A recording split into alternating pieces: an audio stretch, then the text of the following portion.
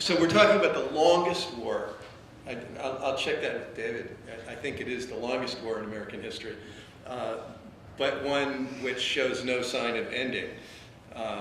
It was supposed to end in, first it was supposed to be really quick, right? Second of all, it was supposed to, according to our current president, it was supposed to end this year. That got extended to 2014, and now it's looking like 2014 is not the end either. So this is a generation war now we're talking about. Let's look at first a little history and then what's being done right now in our names. The history, of course, is that in 9/11 in 2001, they attacked us, and so we decided to attack them. And them was this sort of shadowy group called Al-Qaeda, none of whom came from Afghanistan, but there was a base, supposedly, of Al-Qaeda in Afghanistan, and so we needed to go to war and blow them up. The only problem was that the Taliban government in Afghanistan was offering to give us bin Laden, and we weren't really told about that. We learned about it later, but there were multiple offers. First, before we invaded, with the condition that we had to have a fair trial. We're real good at that. Then there was offers afterwards with no conditions that we could have bin Laden, but there was no interest in that, and so we had our war. And when I was working on my book on the case for impeachment, what became clear was that the planning for that war took place long before 9/11. The goal was to have a war. Bush administration wanted a war. And without going into a lot of detail, there were plans among the whole neocon circle around Bush and Cheney to do something like that, to have their Pearl Harbor, to achieve the goals that they wanted, which is what David talked about initially, of this huge usurpation of power by the executive. And the feeling was the only way you'd get that huge aggrandizement of power was to have a national emergency on a par with Pearl Harbor. And so that's led to a lot of conspiracy thinking about what was really behind 9/11. I won't go into that, but certainly we're thinking about what the potential is there. But what's undeniable is that we had a war planned before 9/11. And so Afghanistan happened. We had a huge military invasion in arguably the poorest country in the world, to go after a few hundred people who were in Al-Qaeda. That morphed into overthrowing the government of Afghanistan, which happened also really quickly, because that government only had basically RPGs and AK-47s. And so then, you would think, well, that's that, right? I mean, Al-Qaeda was gone. They all moved into Pakistan. And they were actually allowed to move into Pakistan because, if you'll recall, when we had our troops surrounding them in Tora Bora on a mountain, basically, and the intelligence showed that bin Laden and his fighters were there, all of a sudden everything was pulled away and sent to Kuwait and Saudi Arabia to prepare for another war, a bigger war, because that war wasn't big enough. There were only like 20,000 Americans in Afghanistan, and that's not, not much of a war. So Afghanistan kind of festered at that point. There were under 20,000 people there for a while. I think it got down to 10 at some point. Not much fighting going on. The focus shifted to Iraq, to the bad war, and then the Taliban started regrouping as one would expect, because they were occupied. It was an occupied country. And so the war kind of festered. The Taliban started rebuilding. And then as Iraq was kind of wound down, the military needed more war. And so it ramped up. And Obama ran on the idea that this was the good war. I think he even called it the good war. And promised to fight it effectively. So when he came back, we began this huge escalation where we now have, I think, counting our NATO allies, North Atlantic Treaty Organization in Afghanistan. If you look at a map, it's pretty weird. And mercenaries. I think about 200,000 fighters, maybe a little more because of the mercenaries. But there's no accurate count of the mercenaries, so it's anybody's guess. So it's bigger than Iraq, I think, at this point, in terms of the U.S. military involvement. And there's no end in sight. And it's costing now about what the Iraq war was costing at its peak. So, and the same kind of budgetary issues, where it's not presented as part of the official military budget. So we have this endless war. And now the question is, why is there so little opposition to it in the United States? We heard what David said about the polls showing that 66% of Americans think that the war doesn't make any sense. And yet, nobody's really doing much about it, except people who get arrested in the hundreds. There aren't even the big demonstrations that we had during the Iraq War, as ineffective as those were. I think part of the problem is that because Americans aren't getting killed there in any significant numbers, and because the government and the Pentagon do such a good job of keeping it out of the news, that you can essentially go around today and not know that the country's at war in Afghanistan. There's very little, you don't see the bodies coming home because there hardly are any. The people are getting injured in Afghanistan, but it's mostly mental. We're destroying our, I'm talking about our soldiers. Our soldiers are being damaged, but it's not in physical ways so much as it is mentally damaged. And the mental damage is enormous. It's hundreds of thousands of soldiers come back damaged because of the way this war is being fought.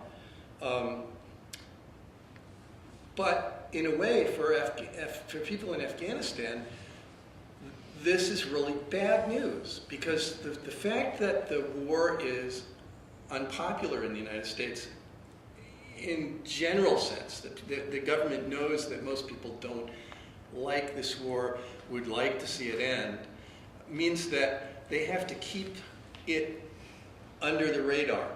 And the way you do that is you don't have American casualties. That's the one thing that gets Americans riled up about wars, is when they see all those body bags. So how do you keep casualties down? You fight the war by methods that don't put Americans in harm's way. So that's why we have a ramping up of air war against Afghanistan, a ramping up of robotic drones that are handled by people in Nevada who aren't going to get injured, unless it's what do you call it? Carpal tunnel syndrome. That's a new military injury. And when you use these methods, when you use helicopter gunships, when you use fixed-wing gunships, when you use drone aircraft, when you use long-range artillery, and weapons like daisy cutter bombs, then you have massive, massive civilian casualties. Some figures are that the drones are causing 90% civilian casualties and 10% hitting supposed official targets.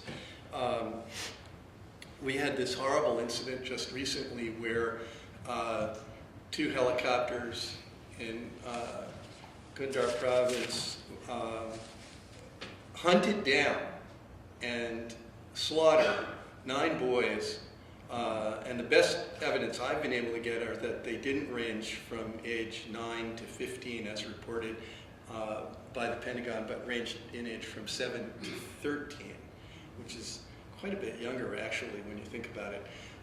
And pretty hard to, I'm not a military person. I've never been up in a helicopter, but I'm pretty sure that from the altitude that these guys fly at and from the video screens that they use for their targeting, that they can tell the difference between a 7-year-old boy and an adult. Particularly because in Afghanistan, the typical appearance of a male fighter is to have head covered with cloth and to have a beard, right?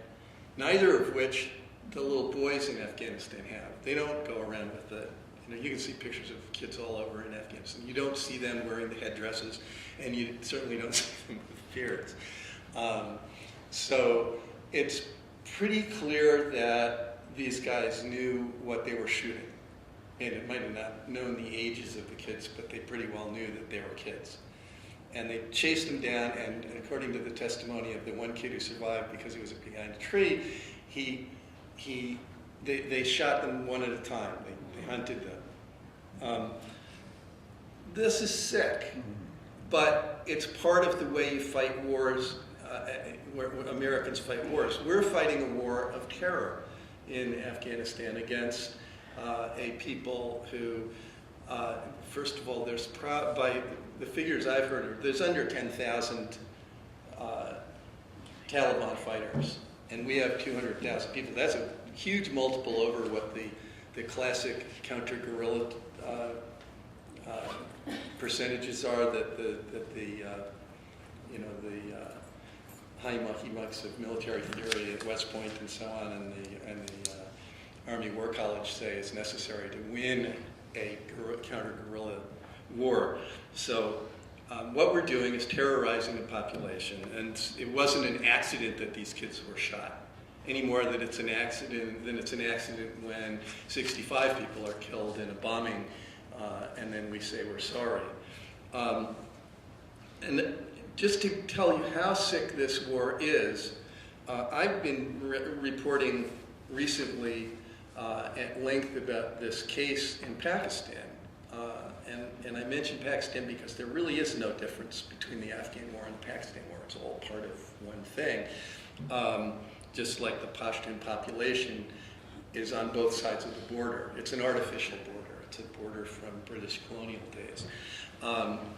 Raymond Davis is, who was called our diplomat by President Obama back on February 15th at a press conference, is the guy who was in jail for since January 27th when he shot and killed 2 young Pakistanis on motorcycles and was arrested for murder by local police in Lahore, Pakistan. We've gotten very little news in our corporate press about Raymond Davis, and the news that we have gotten in the corporate press has largely been lies. But who is this guy?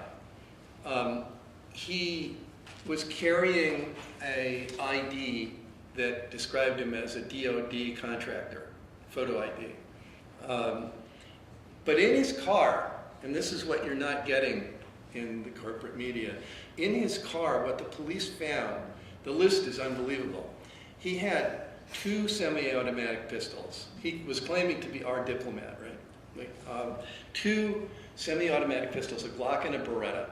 He had over 100 shells for those of killer bullets. These are the ones that are like alternately either hollow points that expand on contact and make a huge hole, or hardened steel clad bullets that can penetrate things like police body armor, all banned in Pakistan. He had night vision equipment. He had masks and makeup. He had wire clippers, batteries, and multiple cell phones, a cell phone direction finder, a GPS that had removable chips This is, not the kind of GPS that's just in your car. He had, and this is the scariest of all, he had a camera which he used to photograph the two guys that he executed, shot them in the backs, and then hunted down one guy who was trying to flee and shot him in the back and killed him, and then walked over to the other guy who was on the ground dying and popped him in the head. Then took pictures of the two guys, then got in his car and tried to drive away. The camera had in it photographs of Pakistani military installations, but also, and that was reported in the U.S. press. What was not in the U.S. press is that also in that camera were photographs of mosques, madrasas, and even a Montessori school in Lahore. These are the very things that are being, over the last couple of years, there's been an epidemic of bombings around Pakistan, and these are the things that have been being blown up, and causing a lot of sectarian strife because different religious groups within Islam and also Christian churches, Sikh churches, and the various minorities have been blown up, which creates a lot of sectarian tension. So what the Pakistani press is saying is, and I'm limited to the English language Pakistani press, but I've been following it closely and have been working with a Pakistani journalist too. The Pakistani press is saying, based on some of their own sourcing, that Raymond Davis was a terrorist who was organizing these bombings. And so think about that. That's our guy, our diplomat. Our diplomat.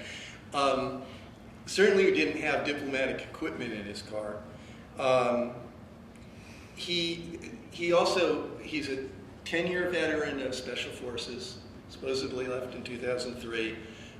He's a veteran employee of Blackwater. He claimed he had in his shirt pocket cards for a company called Hyperion Protective Consultants, which was a security firm, supposedly. I looked that up and chased it down and found out that the address of Hyperion Protective Consultants was a empty storefront in a rundown shopping mall in Orlando, Florida that was all empty stores. And I contacted someone who worked across the street from it at a halfway house organization that runs halfway houses for recovered drug addicts, and asked him if he could go across the street and check out the storefront. And so he went over and came back and called me back, and he said, it's empty. All I see in there is shelves on one wall and an empty counter on the other wall with a empty Coke glass on it, and there's nothing else there. The floor's empty, the store's empty. And I said, how long has it been like that? He said, as long as I've worked here. And he told me there was a number of a rental agency on the window, so I called them. They told me it had been vacant for 2 years. So it was a front. And those kinds of fronts are being used by Blackwater to have people employed without being Blackwater employees.